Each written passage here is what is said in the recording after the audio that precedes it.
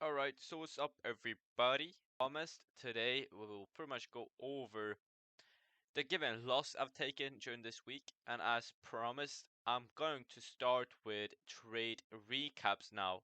So from now on forward, you guys will see me going over trades, which will be interesting.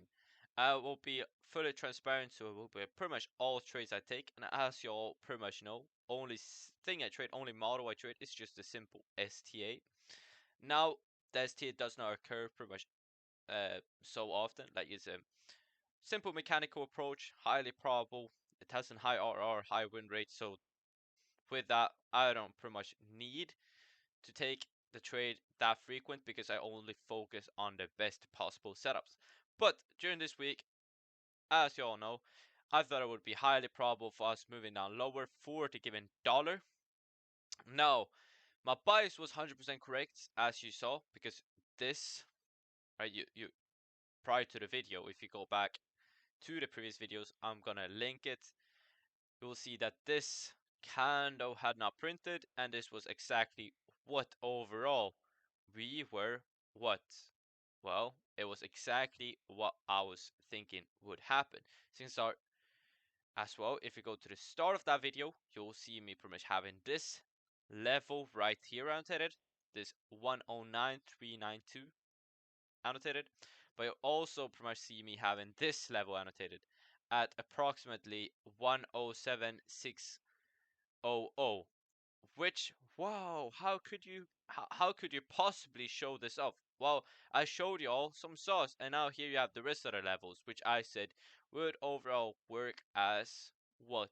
Well, it would be real institutional price levels. Super important, alright? And like, hopefully you guys really appreciate this. But without further ado, let's just dive right into it. So, just diving down into the week, as you all know, I was more or less focused on having a more bearish bias. Alright? Now, how bearish would I be? Well, I was gonna be looking for low prices all throughout the week. However, like also said, I was looking at this gap right here.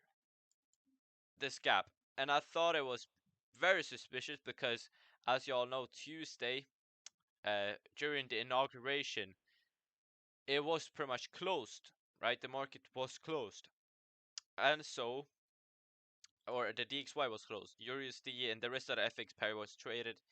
However, the rest of the market was closed, so I did not trade.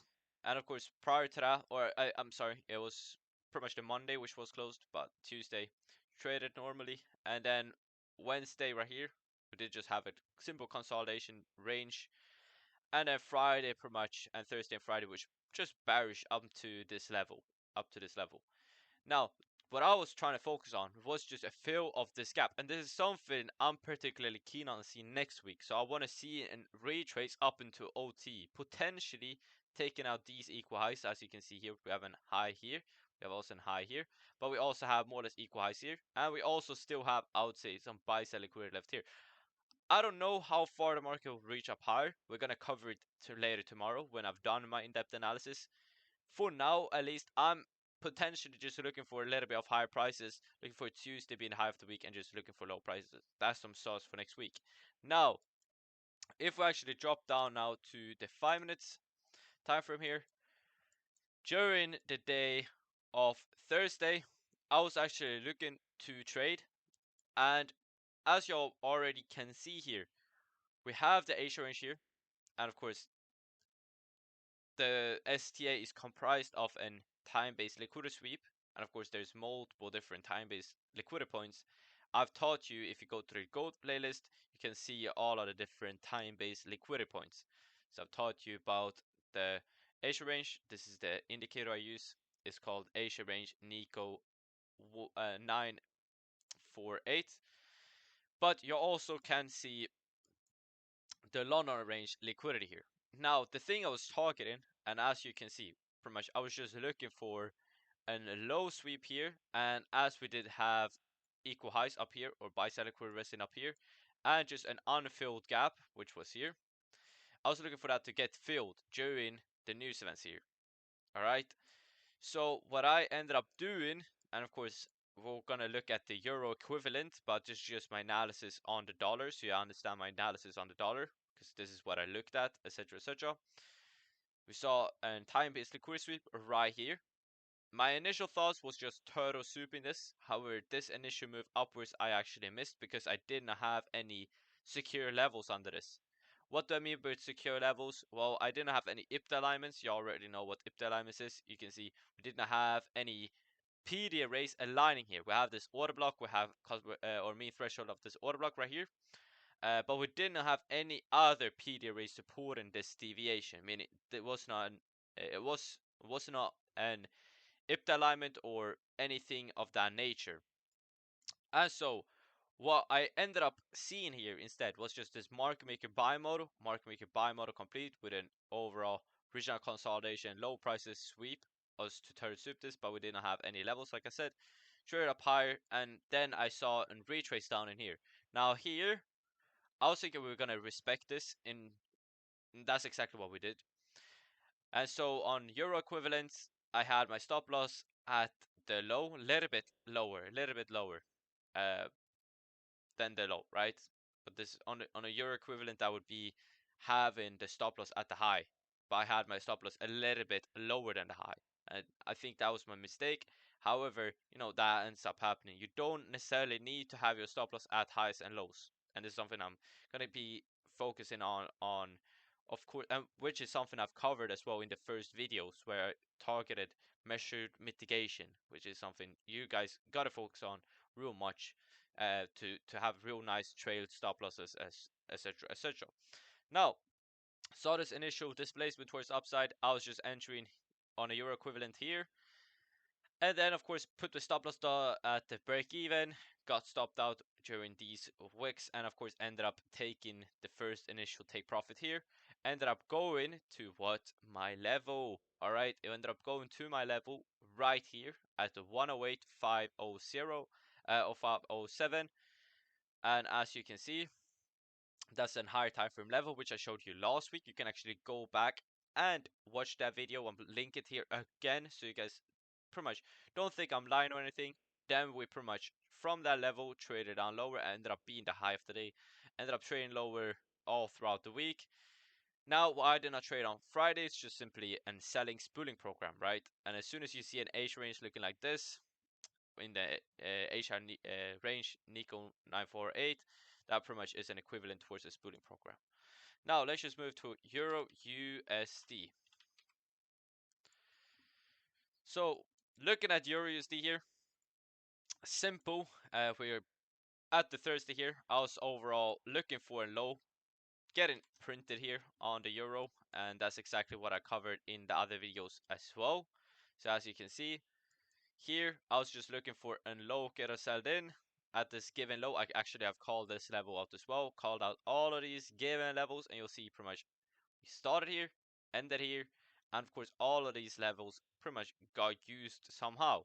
So look, we started at this given level. Strange that we started at a level on the DXY as well, and then we finished at one of those levels. Strange as well. And look, I called out all of these levels pretty much at the start of the last Sunday, but of course also the previous week where I called this level to be the low of Euro. Please go back and watch it. I'll link the two videos here as well.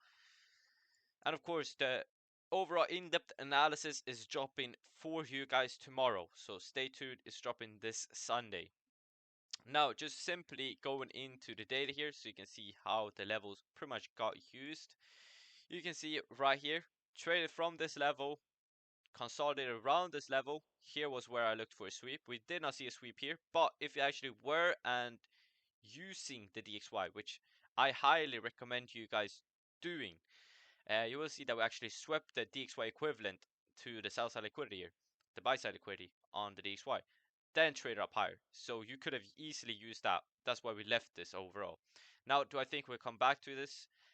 I don't think so. Not gonna lie, I don't really think so. Instead, I think Monday would consolidate and it would sweep Monday and it would trade up higher. That would be the STA.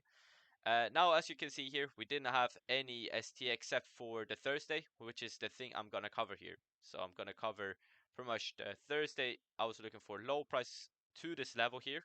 Notice we had an DXY equivalent to it, and we trade nearly to this level here on the euro equivalent, and of course ended up stopping at this level. Now, what do I think will happen next week? Well, I think we're going to retrace from this level down to this level as it's not tapped. So now you know pretty much how we use these levels. It's pretty much start of weeks and finishes of weeks. Strange, right? How I can call out this. Well, it's very strange actually. But let's just dive right down into the given lower time frames here. You can see the body's respecting these levels. But let's just drop down to the 5-minute equivalent, and I'm gonna go through a much more in-depth, detailed version of this. So, as y'all can see, a lot of engineered liquidity here. And so I was thinking, of course, as we have time-based liquidity sweep, we start a time-based liquidity sweep here. Market maker sell model here completed. You can see the market maker buy model equivalent on the DXY, which we previously talked about on this given Thursday here. I just looked for a time-based liquidity sweep, saw the time-based liquidity sweep. Externals had a future correction towards the downside. You guys don't know what future correction is, but we had a future correction towards the downside. Trade into this Favag up here, and so I was thinking price would run down lower. Ended up running down lower. However, I was stopped out at this high. Now I'll go through pretty much the stop placement and the measure mitigation. So as you all know, you can go into Twitter before I call this out. I was actually having my stop loss like this. Now, why did I have my stop loss like this? Well, I used the highest point of the PD array, and I used the lowest point of this targeted PD array, right? Now, what did I get from that? Well, I got pretty much the measured mitigation highest point being here. The highest PD array was here. So what did I do? Well, I placed my stop loss at the highest point, as you can see right here. And what did I do? Well, I entered on this 15-minute order block.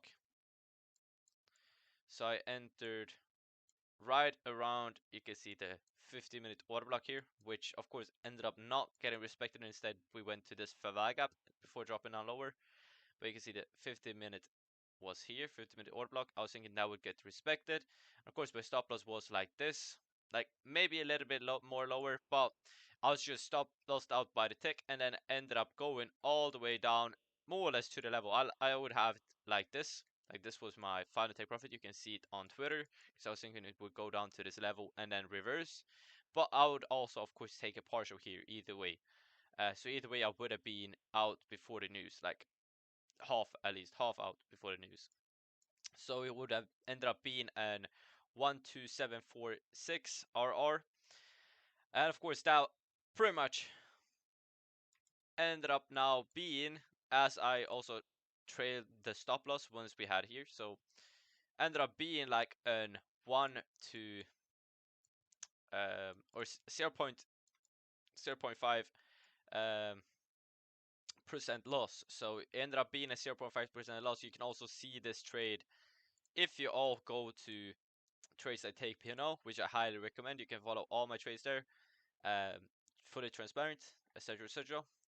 Now I won't talk about what will happen next week. However, hopefully you guys like this little trade recap, real fast video. But I think a lot of people like fast videos, straight to the point, so we don't end up with a lot of small talk.